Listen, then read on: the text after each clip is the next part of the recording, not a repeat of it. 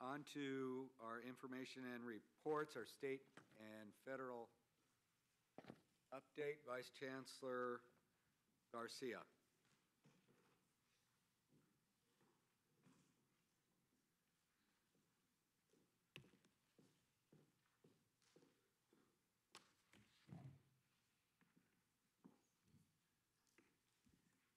Okay, good afternoon, President Himmelstein and members of the board.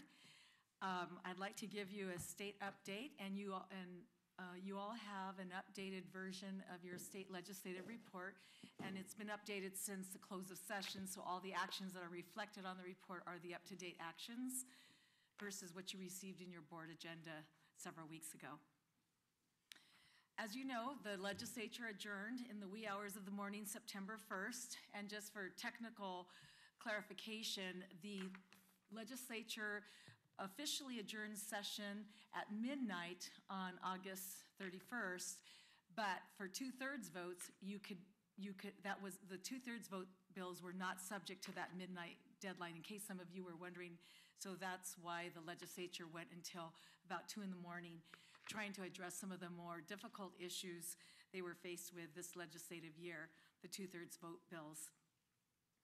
And those major issues that carried on to the wee hours of the morning were primarily, well, pension reform was dealt with on the last day of session, but the middle class scholarship bills that I'll touch on briefly in a moment became one of the final negotiated package of bills which did not pass the legislature. And then, of course, SB 5, which was the K-12 teacher performance bill that failed as well. So there were several very controversial bills that were addressed in the last few days of session and made for intense negotiations, but I think that the legislature has adjourned and now are on to other activities that will carry them through until November. So as far as the Board of Governors sponsored package of bills, the bills you approved, of course, the SB 1456 was approved by both houses and sent to the governor. And that proved to be really significant, as the chancellor mentioned earlier, in terms of the negotiations and really the high level of scrutiny that this legislation received even toward the end of the session. But I think we learned a great deal about the student success legislation. You know, the bill was negotiated from the very beginning of session, and by the end of session, I will note that there was very little opposition that remained at the end of the session. We were able to negotiate and work with key constituents throughout the process. And I think what's really important to note is sometimes when you negotiate these major bills, you just add provisions to satisfy your opposition. That wasn't the case in this bill. I think what we did was really worked hard with the various constituents who were active participants in this process, from the student leaders to faculty, social justice groups, really worked hard to address some of the issues that were problematic for them throughout the process, but in the end did not water down the bill, and in fact made it stronger because it continued to make student success a high priority for the system, while at the same time mitigate any unintended consequences. So I think that the bill, as a result of that thorough negotiation, ended up being a very strong bill that now has broad support throughout the state, and I think something that we're eager to get hear how the governor, once the governor takes formal action on the bill. There were a few other sponsored bills that were part of your package, and one is SB 1402. This is the bill that reauthorizes economic development and workforce programs. This passed through both houses with broad bipartisan support, very popular, and it's sitting on the governor's desk, and we're awaiting his action. SB 1070, which is the bill that would reauthorize a career technical pathways program, which is the SB 70 grants programs that was originally authored by then Senator Jack Scott. That bill also passed the both houses handily and is on its way to the governor. SB 1062 is the measure that would have given the chancellor additional authority when hiring vice chancellors. The administration became very engaged in this issue and empathized with the need to provide as much latitude for the chancellor to assemble his or her executive management team. And they began serious negotiations with the author, Carol Liu, and with the chancellor's office in trying to find an alternative solution to address this issue. So Senator Carol Liu agreed to hold her bill and to continue the negotiations with the administration. So we feel quite positively that there's an outcome that should result from these negotiations that will make it easier for the chancellor to assemble the right executive management team. Now, there were a few, I'm just going to highlight a few of the major bills that affect community colleges, and there were several. There were a couple of e-textbook or open education resource pieces of legislation, SB 1052 and SB 1053 by Senator Darrell Steinberg. And this was an effort to try and expand the open educational resources opportunities for students to be able to have access to lower cost or no cost books. I think this is a pilot type program that will probably explore in more with broader support how these open source textbooks help college students and help the colleges. And the companion bill that was approved would establish a digital textbook library. Actually, it's establishing it within the CSU, had already done a lot of work in this area as a way to start housing some of these textbooks. So this is an area that the Pro Tem has felt strongly about, and there was a $5 million appropriation made in this bill, which presumably will be matched by private sector funding. So that bill is on its way to the governor. The middle class scholarship bill, like I said, this became the subject of the late hour, early morning negotiations to try to provide middle class scholarships to students who came from households with up to $150,000 per capita income. And in the end, there were so many different interests that said, well, wait a minute, that's $1 billion that we're going to be giving to middle-class scholarship students. Maybe we should carve out some for other interests. And in the end, there were so many potential carve-outs that it eventually didn't seem worth continuing to pursue. The other category of bills, which is an area that has long been dear to this board, and that is veterans issues. And this year there were a flurry of veterans bills to help students who attend our higher ed systems who have come back from military service. And they're listed in your state update, but just to summarize, there's one bill, AB 2133, which extends the priority enrollment period for students. And it says that you can have 4 years of priority enrollment when you're discharged from military service, honorably discharged, but you have 15 years in which to take advantage of that enrollment priority, which obviously, given the discussion this morning and the discussions throughout the year about how critical enrollment priority is, this is a significant bill for the military community. AB 2478 is a bill that attempts to will give recently discharged military in-state tuition as opposed to out-of-state if they're from another state, so long as they have served in California in active duty and that they complete an affidavit saying that they plan to live or reside in California. So that bill is on its way to the governors. And then another bill, AB 2462, this is a bill that really has brought attention to this issue of granting college credit for past military service.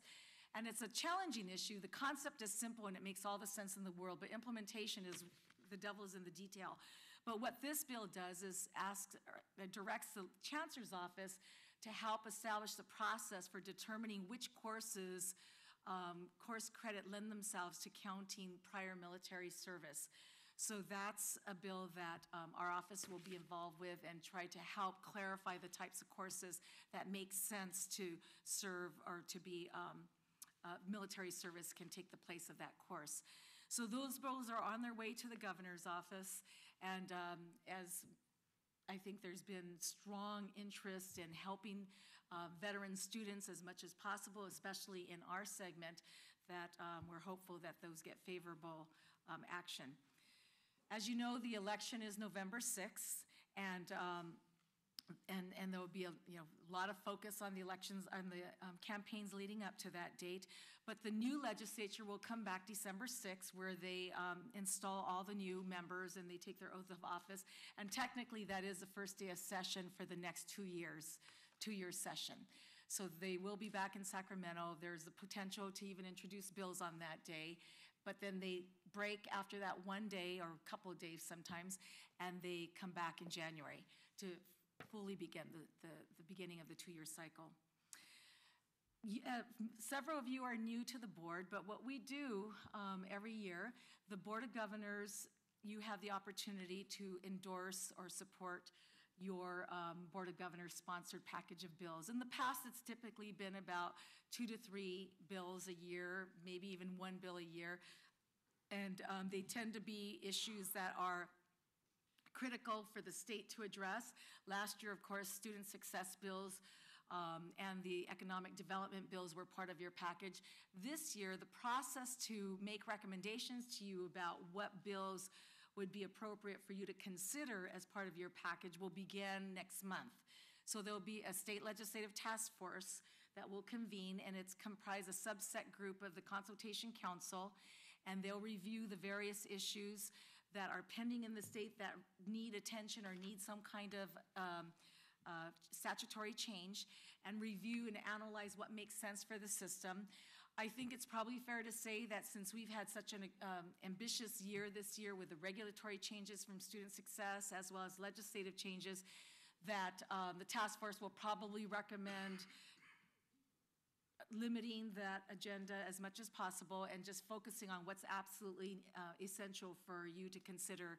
And then what we do is we come back in November as a first reading and we present to you these items. And like I said, it's usually in the area from 1 to 3 bills. And you ask questions, give your input. Then we come back in January for an action item, and that's when you would vote on whether or not to include these recommended bills as part of your sponsored legislative package. And those are the bills that you would take a vote on whether to support. Finally, in the federal report, you have an update before you. There obviously has not been a lot going on at the federal level that's new from the last report, but they are back in session.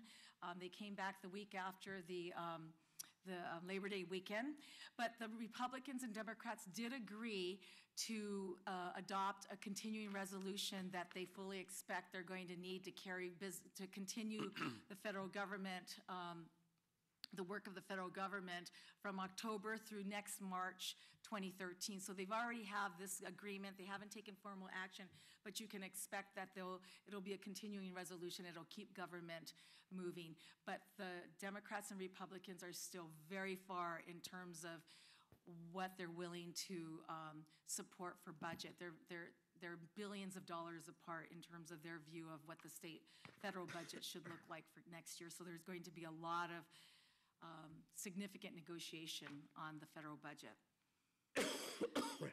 And lastly, I'd just like to, thank you, so many of you, for your well wishes and kind words. As you know, I have accepted a new position with Apple, and will be leaving the Chancellor's office September 21st to start October 1st. And I just want to thank all of you so much for this opportunity. Working in the Chancellor's office has been one of the best jobs of my career. When I took this position, I actually, it was a little bit of a risk because at the time the Chancellor's office had just taken some major budget cuts, had a significant number of layoffs, and when I first got the call to see if I was interested, just thought, wow, I don't know, they're pretty understaffed. But then I talked about it, and especially talked about it with my husband, and he said, you said that you really want to work someday in the community colleges, and you really want to have the opportunity to exercise leadership. Are you saying you only want to exercise leadership when it's easy? And after that, I said, oh, well, how do you say no to that? So I decided I was very interested in working here, and I have to tell you, it was one of the best decisions I've ever made. I have met some of the most wonderful people I've ever worked with in my life, and I've learned so much. And the Chancellor's office and the community colleges in the system will be memories that I will take with me for the rest of my life. So I really want to thank you. What I'll be doing with Apple is somewhat new for this company. They've never hired a person in the Strategic Initiatives Group to work in higher education. So I will be their California manager for higher education strategic initiatives group, and I'll be helping them explore and understand the higher education market in Sacramento and where the strategic opportunities are, as opposed to just selling products, but looking long-term about how there can be a long-term strategic focus on higher ed and Apple working together. So my interest in this is that I hope that this is a product that helps students reduce the costs of educational content, increase quality, and help focus on specific areas of educational needs. So I'm excited. I'm going to miss all of you terribly, but I hope to see you in my new role, and I want to thank you for this opportunity. Thank you, Marlene. I know Member Hawkins had a question, but I just want to express on behalf of the board our sincere thanks for all your hard work over these years. You've just been simply outstanding. Gotten a great deal accomplished together, and we wish you best in your future endeavors.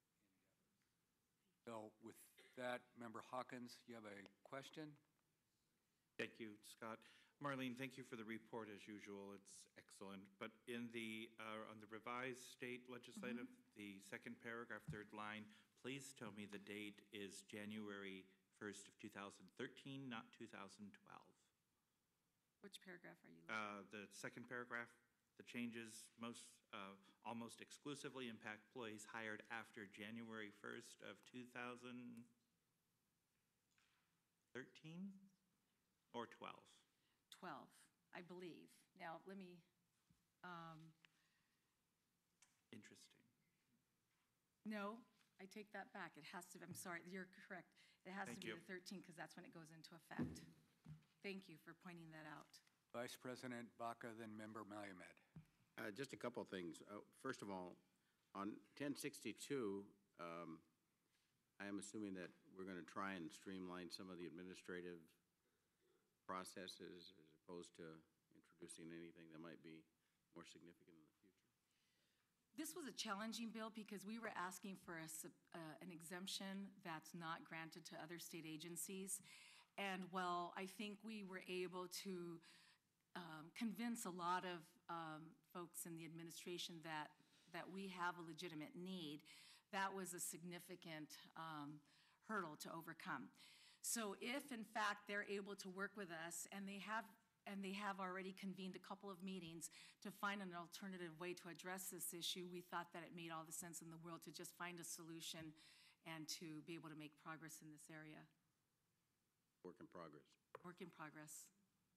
You know, the only other thing, of course, is to thank you very much for the work that you've done, and we certainly have a talented Chancellor's Office staff, but with both you and the Chancellor leaving at the same time, we're getting hit pretty hard. So I suspect that you know, you'll be around just like the Chancellor will be at times to, you know, continue to work with us. So maybe you're leaving the Chancellor's office, but you know, in your new role, you'll still be working with us. So I look forward to interacting with you in the future. But thank you very much for the work that you've done, and you've been excellent.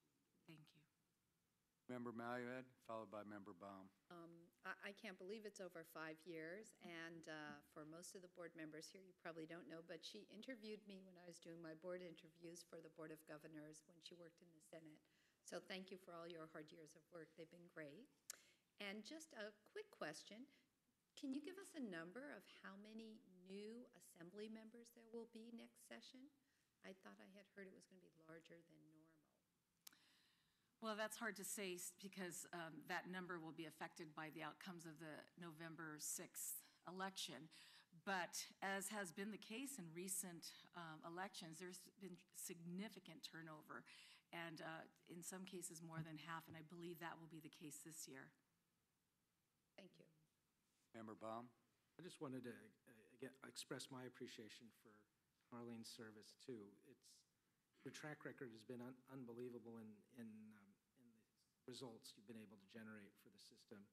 And I first got elected to my board in Pasadena about 11 years ago. And going on my first lobbying visits in the early part of the decade, there wasn't the same appreciation or sensitivity to community colleges. And that has turned around 180 degrees. And I know the chancellor had a lot to do with it and others, but I know that you had a lot to do with it, you and your staff, just to continue to beat the drum and have that kind of credibility and respect from both sides of the aisle and work towards solutions. That has been really something that I deeply appreciate, and I'm so grateful for that opportunity to have worked with you, and have learned a lot from you by watching you and how you strategically approach state and local and federal relations. So thank you so much. Member Ramos, followed by Member McDougall. Well, Marlene, like the Chancellor, you're not going to be possible to replace. We're going to miss you, but congratulations on your new opportunity, and it's very clear that we'll be staying in touch with you. I will just say, as a matter of personal gratitude that I want to express to you, as you know, like Peter McDougall, I had a very tricky and usually difficult process of becoming confirmed by the Senate. And you walked me through that process in a way that made it possible for that to happen at times when I was actually wondering if I wanted to continue over a couple or 3 years. So I'm personally indebted to you for enabling me to not only get nominated to this body, but also to stay and be a permanent part of it. As far as the question is concerned, Member Baca's remarks remind me, and all of us, I'm sure, that this duality of departure on the part of two very anchoring presences in our institution is probably something that we've never had happen as a system. Maybe I'm wrong, but with you and the Chancellor moving on in short order, I wonder what have been our communications with appointed and elected officials of significance to our work, and what will be the process going forward in terms of replacing you? Not that you, again, can be replaced, but what do we need to know about reassuring important stakeholders and decision makers that we will continue to be engaged in partnership? You know, what is your thinking about that, or perhaps the Chancellor or the board chair has thoughts on those issues? Do you want to talk about your communication with, I mean, I can talk about mine with the governor's office, sure, but go ahead. Do you have any comment? I just think that there are some fantastic candidates out there who I think care deeply about the community colleges and will bring a real commitment and expertise about the legislative arena. I think there'll be some wonderful opportunity for good people to come. I would agree with Marlene to fill. At the same time, I would also want to provide the new chancellor, whoever that person is, with the opportunity to work with the governor to select the person that they would like to fill that slot. I've had several conversations with senior officials in the governor's office. They're well aware of those things, and they've actually been very gracious in terms of letting us go through this process till we get a new chancellor on board without saying we want this person here or this person there. Thank you, Vice Chancellor. We'll miss you. Scott, you forgot me. Oh, I'm sorry, Peter. Well, I would like to suggest that we show our gratitude to Vice Chancellor Garcia by giving her a standing ovation to send her off. Oh,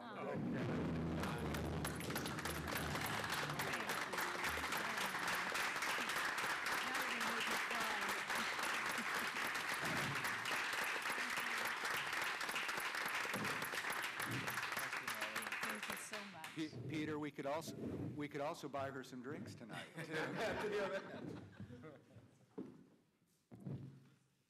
Okay.